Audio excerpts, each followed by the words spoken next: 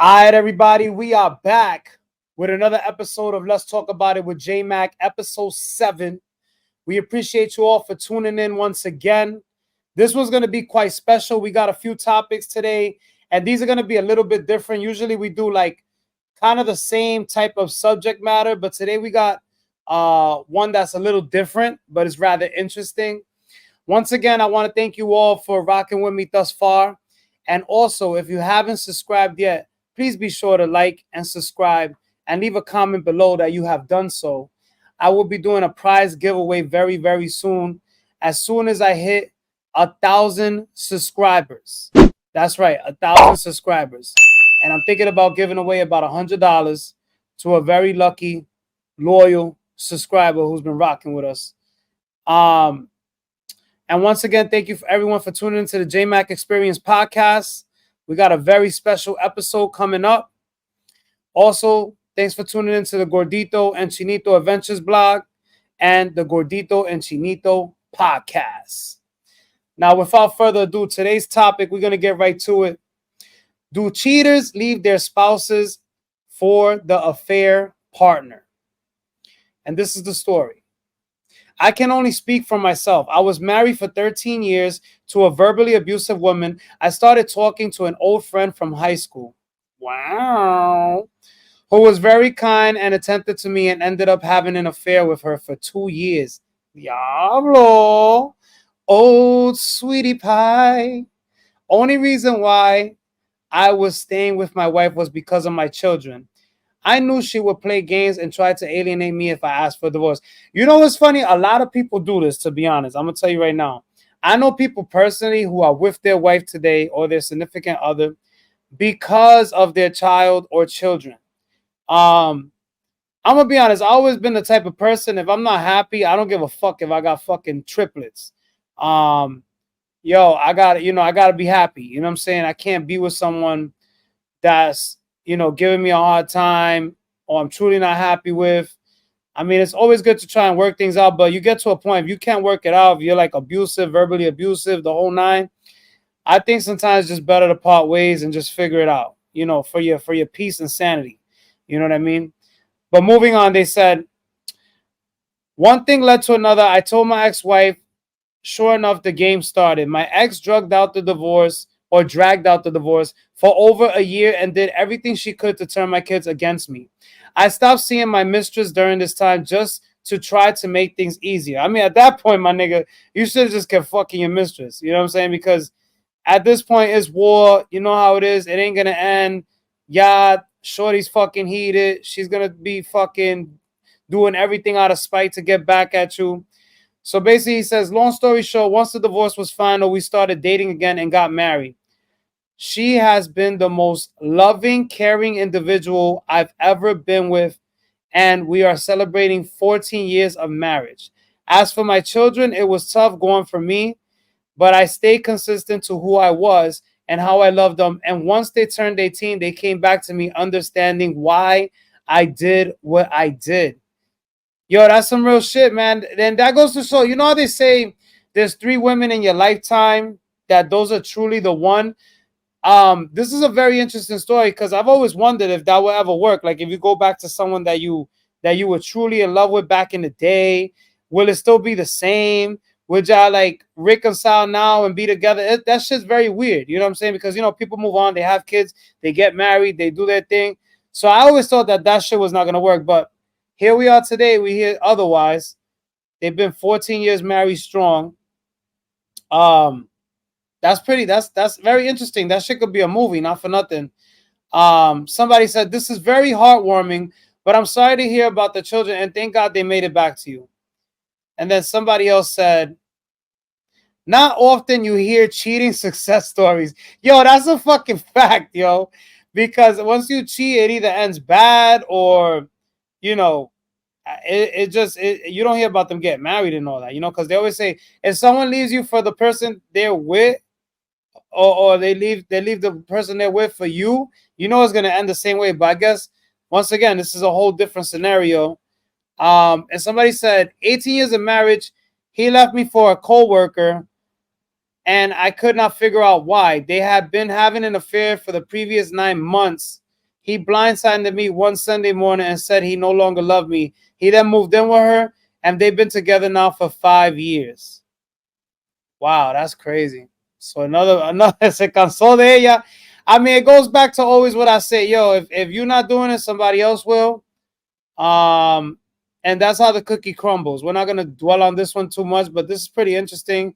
I thought if you know someone who's been through something similar or you're going through that, please feel free to share your story with us and comment below. If you don't want to comment below, you can email us at the JMACK Experience Podcast. We would like to hear your story.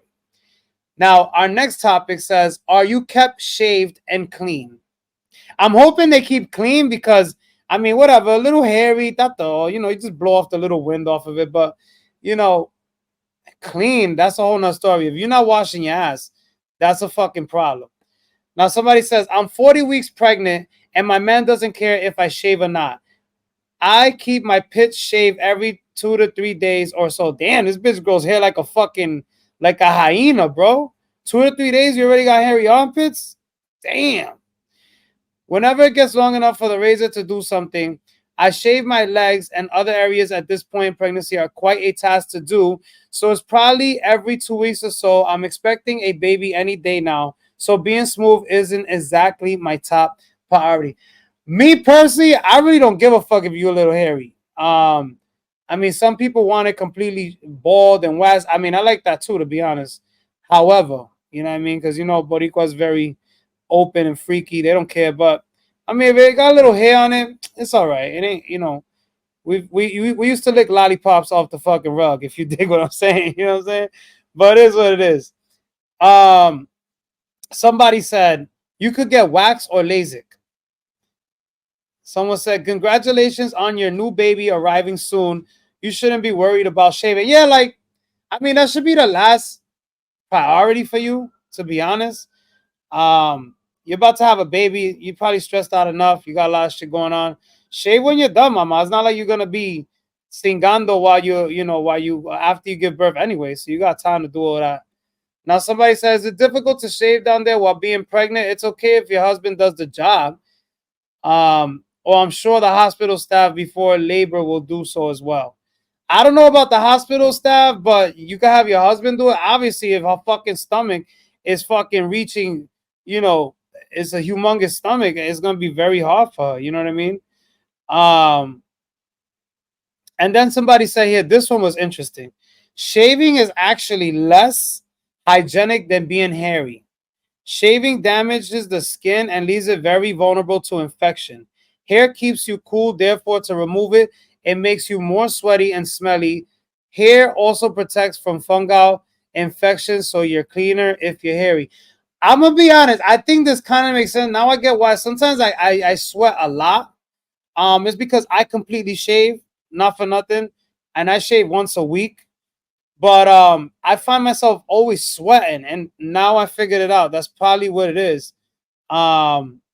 So this makes perfect sense. I kind of agree with that because yeah, if you're a little hairy, you don't sweat as much. I figure because when I got a little hair, I'm not as hot or as sweaty, etc., etc.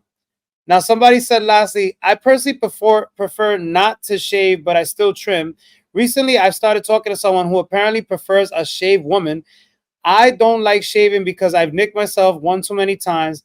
I also have a mole and skin tag, which causes even more pain if nicked when shaving. It's also apparently been proven to be healthier to keep a trim bush. So there, in my opinion, and medical fact, it is good to shave. So everybody has mixed emotions. But damn, what you using? Fucking Dollar Tree razors? Invest into some good razors. And then if you got a mole or something like that, obviously you're not gonna shave over it, Like, get a fucking clipper or something. You know what I mean? Yo, you gotta invest into yourself. Get Manscaped. I think that's what they call it. That shit's official. A lot of people give good reviews for that. But if you prefer to be shaved or not shaved, or like your significant other shaved or not shaved, we want to know. Comment below and let us know what you prefer. Now, last but not least, this one is very interesting, but I'm gonna be honest, I kind of been through this situation, and I want to know what y'all think about this because this is extremely hilarious. And it happens very often with jobs and employment and stuff like that. My boss called me on Saturday to let me know that he that he was going to let me go due to financial reasons. I was no longer needed effectively immediately. That's crazy. Yo, if you ever been fired the same day, that shit is fucked up. Because it's like, bro, I got fired through text. First of all, that was extremely unprofessional. You don't fire people through text. At least give them, don't be a fucking man or woman and fire them in person. Give them your face. I feel like over the phone, if you're a boss, you're a bitch ass motherfucker for doing that. Because, like, bro, you could fire someone face to face and let them know. Text or fucking voicemail, like, you're not a business person. You know what I'm saying? That's not being business oriented, and that's kind of cowardly, because that means they can't even look you in the eye and let you go. That's some bitch ass shit, to be honest. Excuse my French. But basically, somebody said, don't ever accept being fired. Oh, wait, before we get to that, 3 days later, he sent me a text asking about work issues. How do I respond? Me personally, I would tell him to go fuck himself. You fired me, motherfucker? Figure that shit out. I don't give a fuck about your job. I don't give a fuck about none of that, because guess what? You didn't give a fuck about me. So why should I be responding to your text or be urgent enough to get back to you? Man, go fuck yourself. I straight blocked the number after that, and I don't even want to hear nothing about that job. I delete all ties, all emails, all everything to take myself in the group chat. It's a wrap. Especially if you fire me like that. Now, if you fire me on good terms type shit, where like you like, yo, honestly, I can't have you around no more. My bad. They give you like a week or two notice. That way you could like try to look for something else. Then that's different. But when they fire you like that on some bitch ass shit, you think you're going to be hitting me up for favors? Get the fuck out of here. That's crazy. Now, somebody said, don't ever accept being fired over the phone. That's exactly what I just said. That's a fact. That's not how you do things. It happened to my sister while she was on maternity leave. So when her leave was over, she didn't go to work and instead filed for unemployment. It was denied because the employer said she was not fired and had failed to return to work after maternity leave was over. That was 18 years ago, but still applies today. Yeah, if you get fired, not for nothing, if I ever get fired from a job and be out, I need something in writing. Like, you're not about to play me talking about, oh, I quit and this, that, and the third. Like, bro, you fired me. I need that in writing. You need to give me some type of form or something, termination slip, something in writing, because that's what they do. They be turning around acting dumb. Like, oh, nah, he quit. And then it's back and forth. Then you got to go back and forth and shit. Like, bro, nah. I need something in writing, and then we good. You know what I'm saying? Always get something in writing. That's a key tip right there. Pause. Always get something in writing. If you are no longer an employee of the company, kindly advise them of your consulting fees. Word, like, pay me. If you want to know something, then you got to pay me now, because I'm already fired. If he can't decide to pay them as a private consultant, you should ask for no less than 5 times your previous hourly wage. Damn, that's a good one. I never thought of that. If your position was highly skilled or if they really need your help. That's a fact, yo. Like, charge that motherfucker. Don't even be bitter or mad. Sometimes you get bitter or mad. It's a bullshit ass job anyway. It's not like you working for fucking a Fortune 500 company or fucking somewhere where you made $100,000 a year. Like, sometimes you act petty for a job that was paying you fucking $200 a week. Like, they don't even matter at the end of the day, And then somebody said, block the number. Remember, they let you go as a result of financial issues. Moreover, either you are an employee or you aren't. Facts. He's the boss. Let him figure it out. That's a fact.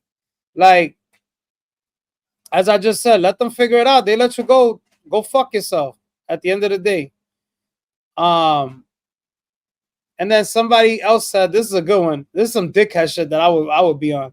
Sorry, after you fired me, I destroyed all my notes and records. Have a good one. Good luck to you, sir.